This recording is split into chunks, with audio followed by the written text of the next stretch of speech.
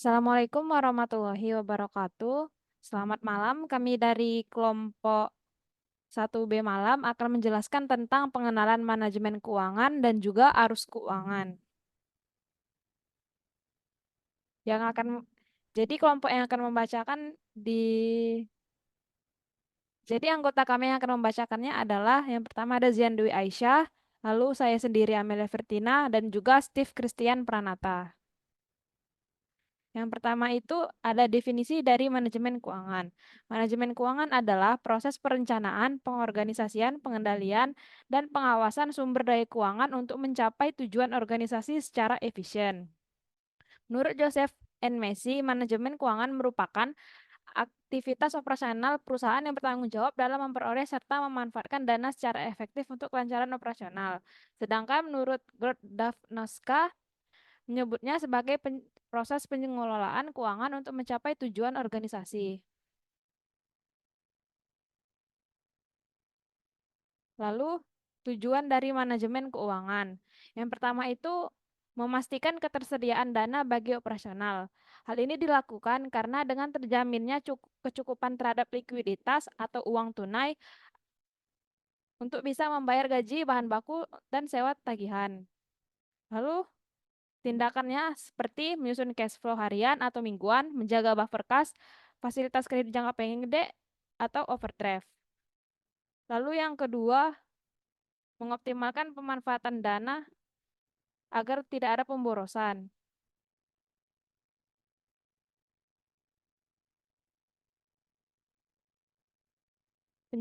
Ini dilakukan karena dengan dana yang ini dilakukan karena menggunakan dana seefisien mungkin sehingga setiap pengeluaran memberikan nilai. Tindakan yang dapat dilakukan adalah seperti yaitu evaluasi biaya atau cost benefit, negosiasi supplier, menerapkan approval pengeluaran, dan juga lean budgeting. Lalu yang ketiga, menjaga stabilitas keuangan perusahaan. Hal ini dilakukan karena menjaga rasio likuiditas, solvabilitas, dan profitabilitas agar perusahaan tahan terhadap guncangan. Tindakan yang dapat dilakukan adalah diversifikasi pendanaan atau modal sendiri dan ataupun hutang, dan juga manajemen risiko, kurs atau suku bunga, dan juga cadangan darurat. Lalu yang keempat, meningkatkan profitabilitas melalui keputusan investasi, pendanaan, dan pengelolaan aset. Hal ini dilakukan karena pilihan proyek atau investasi yang memberikan return lebih dari biaya modal, lalu dilakukan pilihan struktur pendanaan yang meminimalkan biaya modal.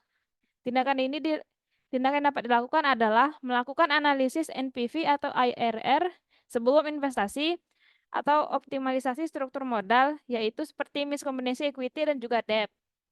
Lalu dilakukan untuk manajemen aset untuk mengurangi idle aset. Lalu yang kelima, menjamin kelangsungan hidup perusahaan dalam jangka panjang. Hal ini dilakukan untuk strategi sustain bisnis, termasuk strategi pertumbuhan, cadangan model, perencanaan bisnis, dan juga jangka panjang. Tindakan yang dapat dilakukan adalah rencana bisnis 3-5 tahun, retensi laba untuk reinvestasi, dan juga asuransi bisnis, pengawalan produk, ataupun market.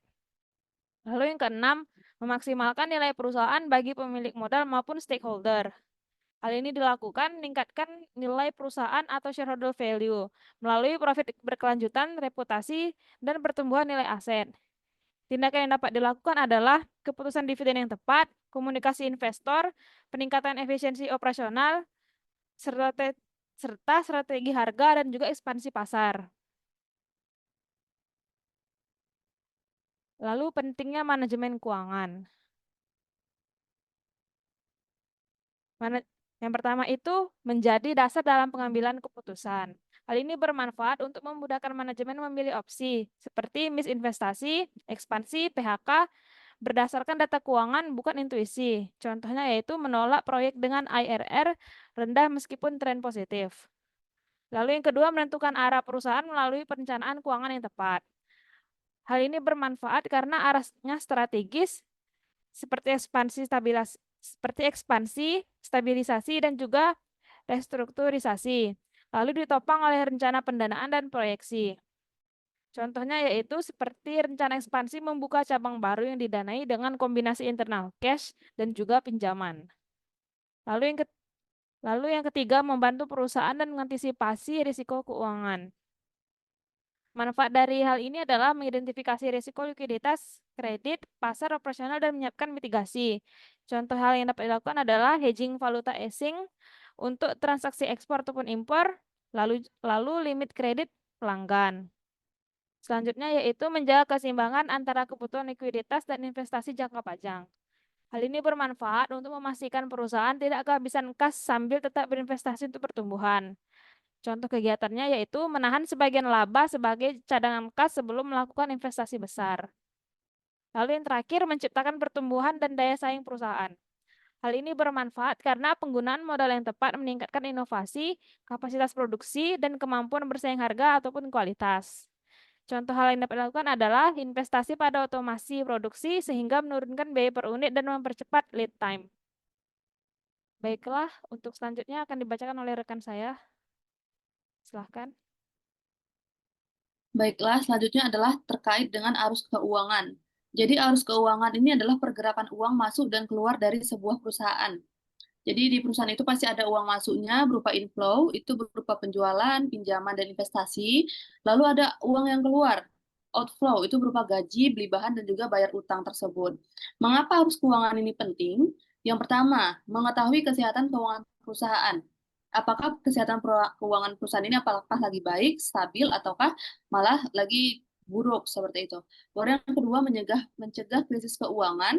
Terus yang ketiga, membantu pengambilan keputusan. Dan yang keempat itu adalah meyakinkan investor. Pasti investor ini pilih-pilih perusahaan ya. Kalau misalnya perusahaan ini sudah terkenal dengan strategi inflow-nya yang bagus, pasti perusahaan bakal mau untuk investasi di sebuah perusahaan tersebut seperti itu.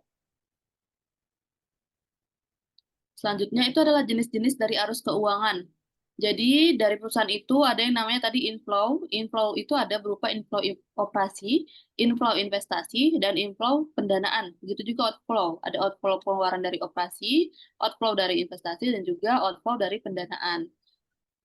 Arus kas dari operasi atau operating cash flow itu berasal dari kegiatan utama perusahaan sehari-hari. Terus, yang kedua itu ada arus kas dari investasi, investing cash flow. Itu berhubungan dengan pembelian atau penjualan aset jangka panjang. Terus yang ketiga itu ada arus kas dari pendanaan atau financing cash flow. Itu berkaitan dengan cara perusahaan mendapatkan dana atau membayar kewajiban kepada pemilik modal dan kreditur. Tadi itu inflow operasi bisa berupa dari penjualan dan penerimaan jasa. Kalau inflow investasi itu bisa berubah dari jual aset lama atau hasil dari investasi. Terus kalau inflow pendanaan itu berupa pinjaman bank atau modal investor.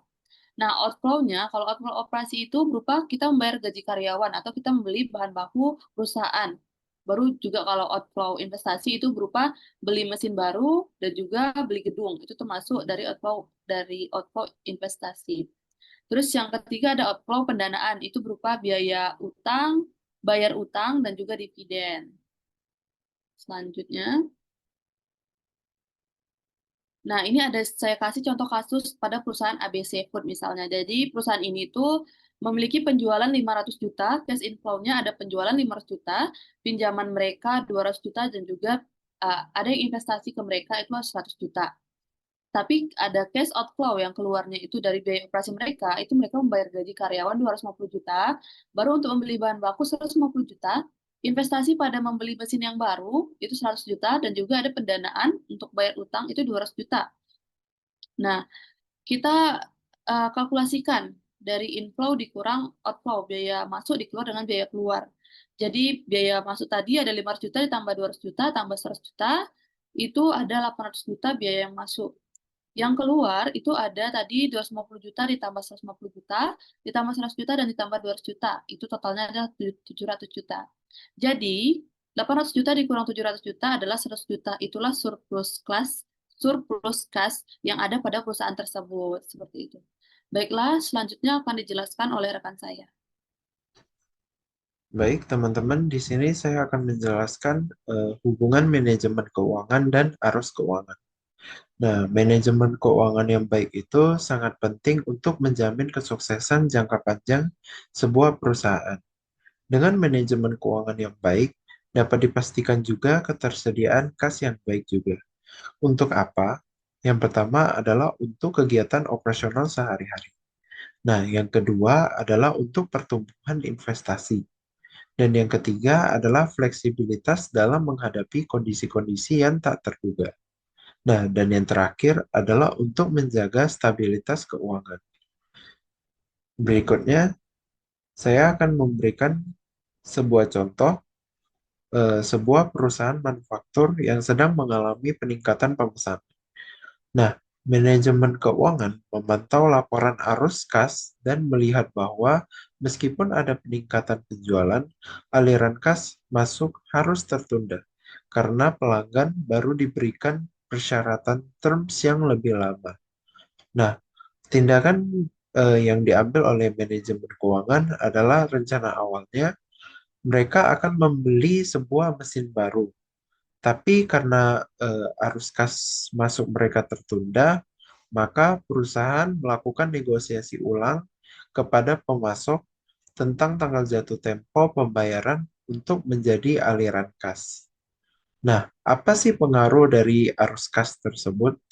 Nah, arus kas itu memberikan informasi dan laporan dari arus kas itu sendiri dan menjadi bahan pertimbangan manajer dan juga manajemen keuangan untuk mengambil keputusan strategis untuk menunda sementara investasi dan mengelola utang mereka, sehingga hal ini tidak mengganggu kegiatan operasional. Nah, sekian dari presentasi kami. Semoga apa yang kami sampaikan dapat bermanfaat bagi kita semua. Terima kasih.